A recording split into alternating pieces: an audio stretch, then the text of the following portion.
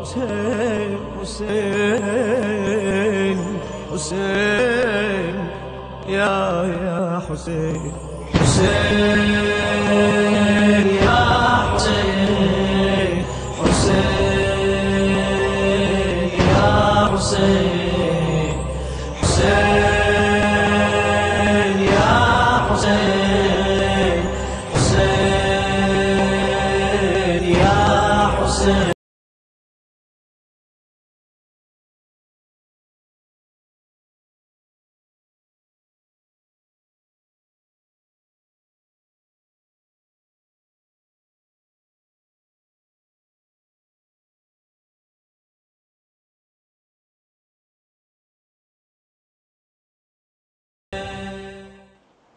بسم الله الرحمن الرحيم. اللهم صل على محمد وآل محمد. Salam to all of you brothers and sisters. Welcome to the 8th episode of the story of Karbala. In this episode we will talk about the sons of Imam Hussain. Imam Hussain, even though he was dead, but he was the one who started, as we mentioned in the beginning of this program, the one who started this program and the battle of Karbala. And even though he was dead, he had his sons representing him in this battlefield. And he has many of them. But the main one was, we will mention his story, was Al-Qasim, the youngest. The eldest one was Al-Hassan, the second. He fought with his uncle, Imam Hussain. His hand was cut and he was taken as prisoner, and he was saved by his uncles. And then the second one was Abdullah, who was about between 15-16 years of age. He fought and he was also killed in the battlefield. And then Al-Qasim, the youngest of them, who was about 12 years of age. When he came in, he tried to come and fight, but he was so young. Imam Hussain refused. And then when he went back, he remembered that his father, when he was very young, he was about 2 years of age, he told him, when you become in very bad situation, this a letter from me written around your hand, just take it from your arm and see what is it and do it. He took the letter, and he found a letter from his father, Imam Hussain, saying, when the time comes for the day of Karbala, and you go and try to fight in the army, and your uncle Imam Hussain refused, insist on him, so you will be rewarded in heaven with us. Qasim took the letter of his father to his uncle and showed it to him. Imam Hussain started crying. And he says, if this is the will of your father, I have also another will from him, that to get you married. Well, actually, they get married, but not real actual, because it was the time of battle. So Imam Hussain asked his sister Zainab to get the clothes of Imam Hussain. He gave it to Qasim, he wear them, and he asked for his daughter, and they did the marriage, what we call the Aqd Qiran. That means just the marriage, which is the religious one, but not the real wedding. And he put them in a tent, and he went out. And while he was with his tent, with his cousin, he heard his uncle Imam Hussain asking for help for Islam. Qasim, he felt so bad, and he was trying to get out to help his father, to help his uncle, and fight the people and the enemy against his uncle. His cousin, the wife, asked him, how come you leave me now? He says, we delay our wedding party till the next life. She says, how can I know you? And he gave her a sign. He went out, take a permission from his uncle, and he went immediately to fight. Qasim, even though he was 12 years of age only, he knew how to fight. He concentrated his attack on the one who's carrying the flag. As you know, in the old ages, the one who carries the flag usually is the sign for the army. So if this flag fall down, this is very bad sign for the army, that the leadership of the army is gone, and this might defeat the army. He was trying and directing his attack toward that man, and that he reached to that man, and that man avoid him by running away from him, because he knows if he will stand against him, he will be killed. While he was fighting, Al-Qasim had something very special to tell you how he looked to the war.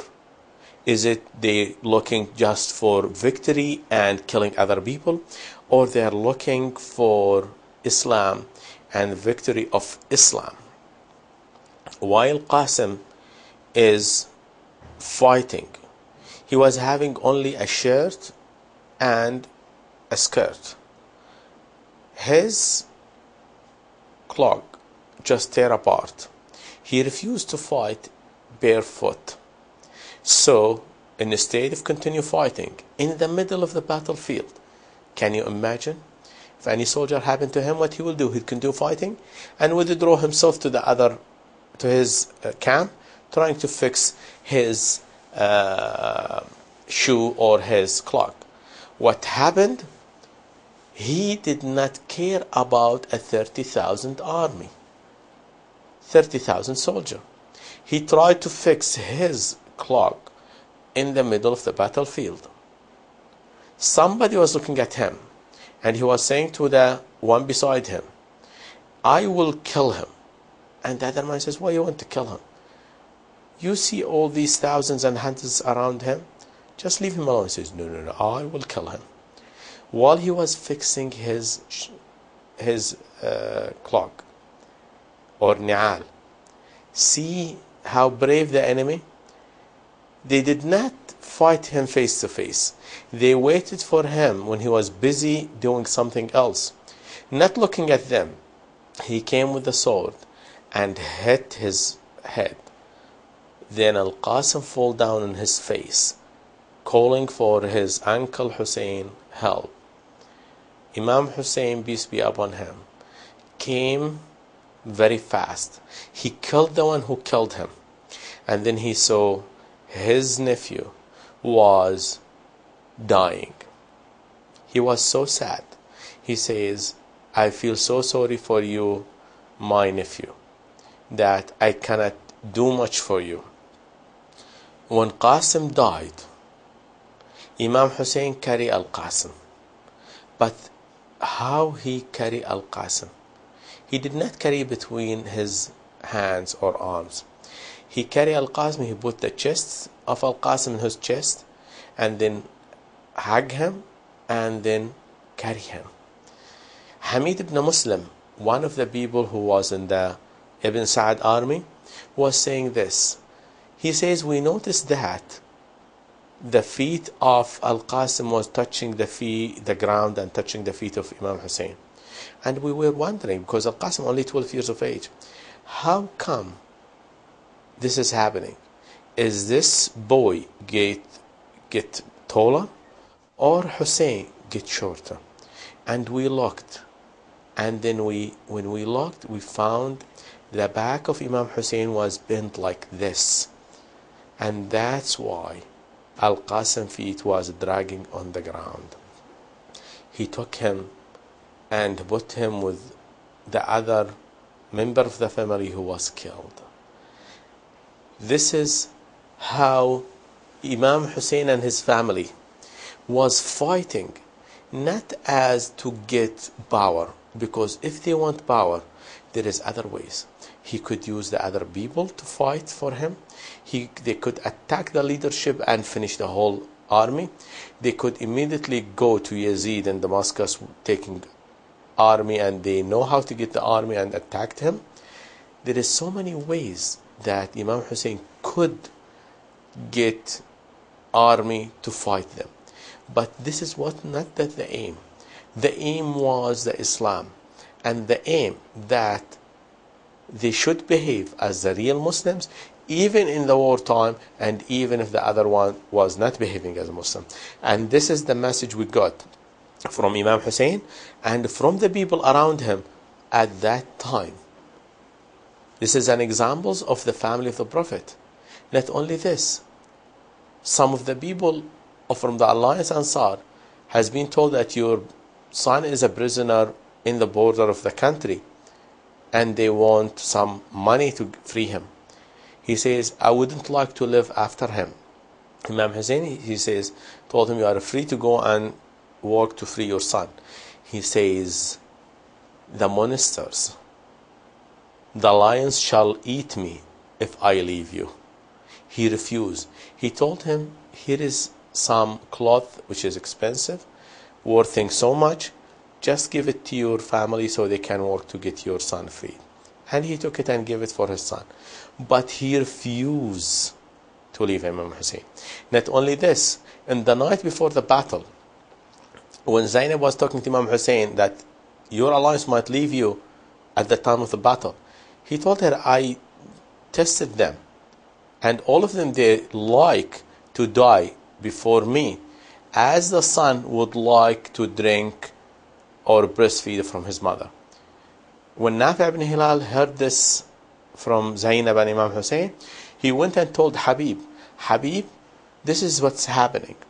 Habib, he called for the Ansar and he took them in front of the tent of Zainab and Imam Hussain, and he says, this is the souls of your boys. They swear to fight till they die. Imam Hussain told them, this is the night, you can hide, each one of you can take one member of my family and leave me alone.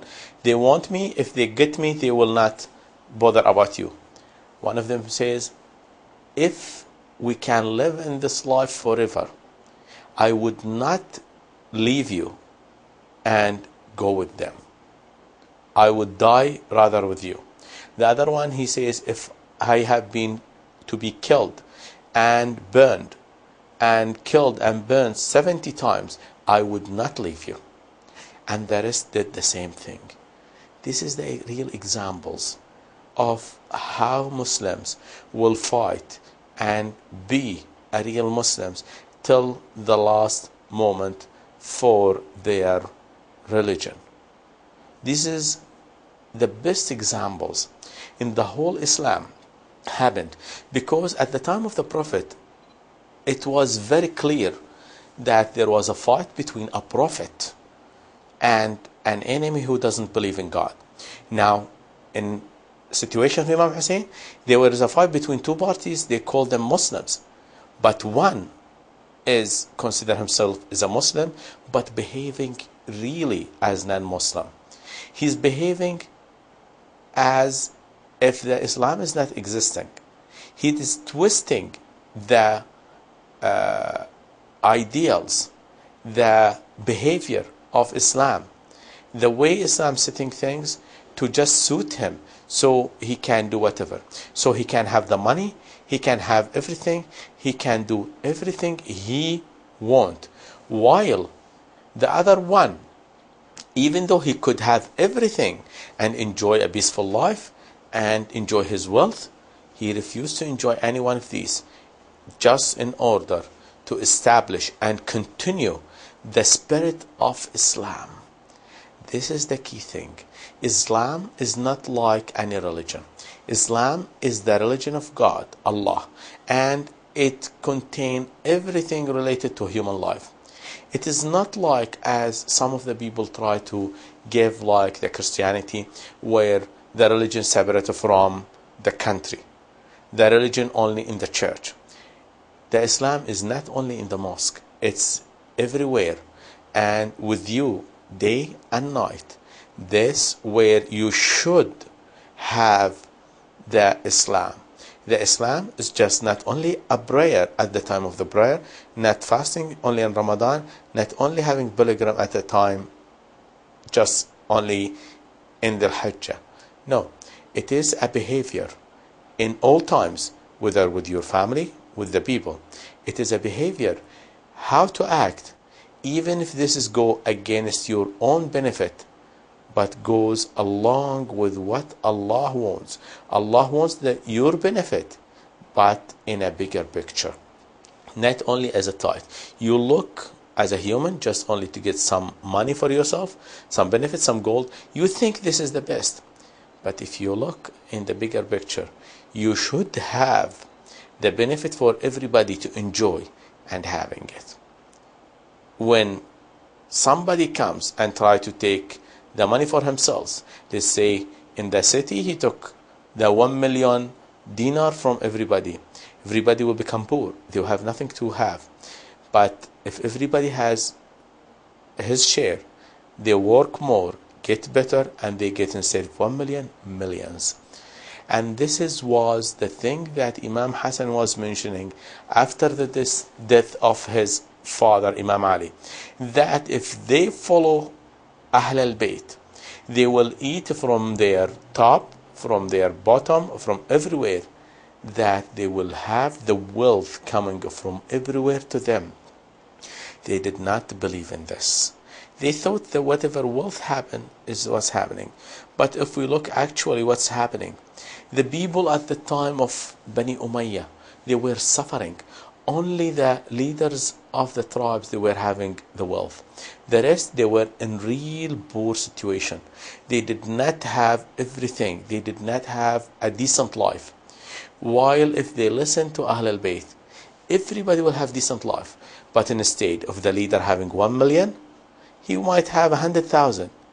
But instead of the other having nothing, each one will have 1,000, and they will share the wealth, and they will share the beauty of it. Now, in this situation, nobody was listening. And Yazid was going very aggressive in destroying Islam from inside. Can you imagine the leader of the Muslim country is drinking wine, playing with monkeys, donkeys, and doing all the bad things you can imagine? What would happen to the Islam?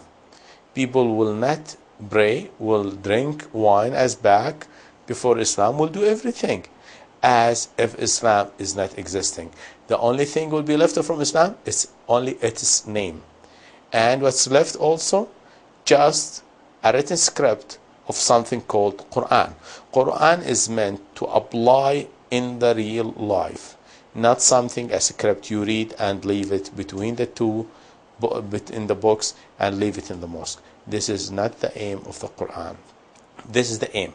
That's why in Karbala, Imam Hussain was the real representative, the alive Quran, behaving as the Quran says, and was a real life model for us that we could all follow, and follow these examples of his family, of his alliance, and other people. I would like all of you to think about this and give it a deep thought, not only in this life, but also your other life, and how to behave. When you do any step in any behavior, think of the benefit, not only in this life, but also in the other life. This is the message you should get, at least from this story of Karbala. Salam to all of you, and I will see you in next episode from Story of Karbala. See you there.